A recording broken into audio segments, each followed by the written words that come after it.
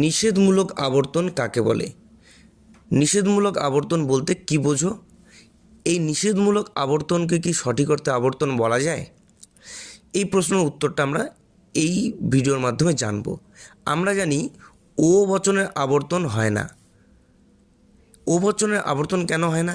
কারণ চতুর্থ নিয়ম, যে আবর্তনের যে চতুর্থ নিয়ম, সেটাকে লঙ্ঘন করে বলে ও বচনের আবর্তন সম্ভব হয় না। তাহলে নিষেধমূলক আবর্তন কাকে বলে? এই ও বচনের আবর্তন আমরা একটা বিশেষ পদ্ধতিতে করব, অর্থাৎ তর্কবিজ্ঞানীরা একটি বিশেষ পদ্ধতিতে ও বচনের আবর্তনকে সম্ভব করে তুলেছে, যাকে নিষেধমূলক আবর্তন বলা হয়। যেমন ও বচনের আবর্তন কিভাবে সম্ভব হয়? তার জন্য আগে আমাদেরকে আবর্তনীয়টাকে বানাতে হবে। ও বচনের বিধেয়র বিরুদ্ধ পদকে বিধেয় পদ করতে হবে এবং উদ্দেশ্যকে অপরিবর্তিত রেখে আই বচনে রূপান্তরিত করে আবর্তনীয় বানাতে হবে।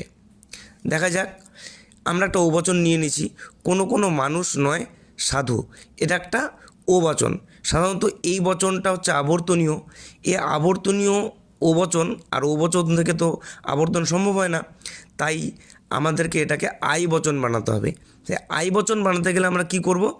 এই যে বিধেয় পদটা ও বচনের, এই বিধেয় পদটার বিরুদ্ধ পদকে আমাদেরকে কি করতে হবে? বিধেয় পদ বানাতে হবে, আর ও বচনটাকে আই বচন বানিয়ে দিতে হবে। তাহলে আমরা একটা আই বচন পেয়ে যাব। আর আমরা জানি বিরুদ্ধ পদ মানেই অ লাগাতে হবে, তাই দেখা যাচ্ছে কোনো মানুষ হয় অসাধু, আমরা আবর্তনীয় বানালাম।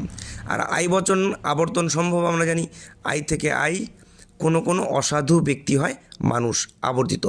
এইভাবে আমরা ও বচন থেকে আই বচনে আবর্তন করলাম।